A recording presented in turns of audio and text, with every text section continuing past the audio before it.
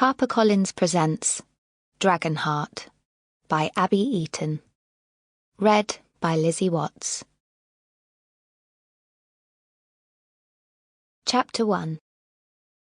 Beneath Castle Grey, there are dragons in a slumber so deep, not even the gods can wake them. This is what Arla had been told when she was a little girl. But now, at 18, she was vicious and angry and did not believe in the dragons that had once served the gods. Did she even believe in the gods anymore? If they were real, they hadn't deemed her worthy of saving. "The king wishes to see you," a familiar, tired voice echoed from the stone arch of the doorway, barely audible over the sound of swords clashing. Arla bit her lip against the noise, grateful that she had managed to bully a soldier into practicing with her. Not that she could call this practice. If she wanted a challenge, she should have asked one of the king's guard to engage in her deadly routine, rather than a soldier used to guarding doorways. "Tell the king I'm busy," Arla ground out between her teeth, frustrated with the lack of skill her partner offered. Or was it lack of food that had put her in this dreadful mood?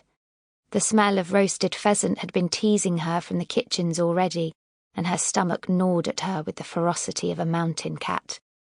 "Now, Arla." "For the God's sake!" she snapped, flexing her fingers as her blade struck the wooden plinth no less than a hair's width from the advisor's face. As Arla stalked towards him to retrieve her blade, he drawled, "You don't scare me, Lady Reinhart." "I am no lady, Perry," she said, rolling her shoulders against the stiffness that often came with wielding a blade. "Quite. I don't know many ladies who would run a man through with a sword just because he threatened to steal her horse." Perry's eyes glittered with unreleased laughter, and Arla had to hide her smirk as she crossed the room towards him. "He was a thief and a pig. He deserved it," she scowled, brushing against the king's advisor and beginning the long walk from the training hall to the throne room. She hated the long corridors and their sinister whispers, hated that no one save her ever seemed to think there was something odd about Castle Grey, and why she always felt watched within its walls. The palace was quiet today. Arla was used to seeing 100 maids scurrying in the shadows and disappearing into alcoves concealing hidden doors and servants' corridors. This morning, however, there was only silence and deserted passageways.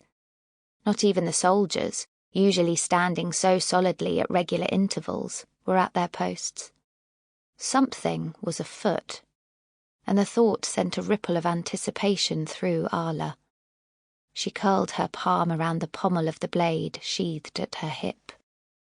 She had wanted to practice today because for the last fortnight the king had had her running all sorts of errands, from disposing of common thieves to delivering a letter across town that could have been sent by messenger rather than bothering her with the task. But her irritation eased as she took in the silver-framed windows and the thick, red yarn of the carpet on which her boots were certainly too dirty to be walking. Castle Grey did not have to work hard to live up to its name. The whole place was just that, grey.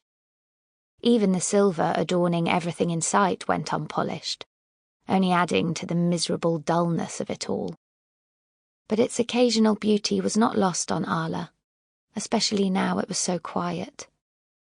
Sunlight bled through the windows and, unlike the silver, glass was polished until it sparkled, so that the hallways were cast in a soft light that brought out the red of the carpet, the one vein of colour that ran through the palace, and even softened the sharp blonde of Arla's curls into delicate golden waves.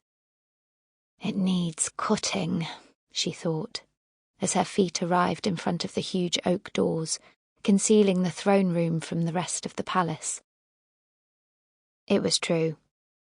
She had not been to see Halos in months, her schedule not allowing a free afternoon.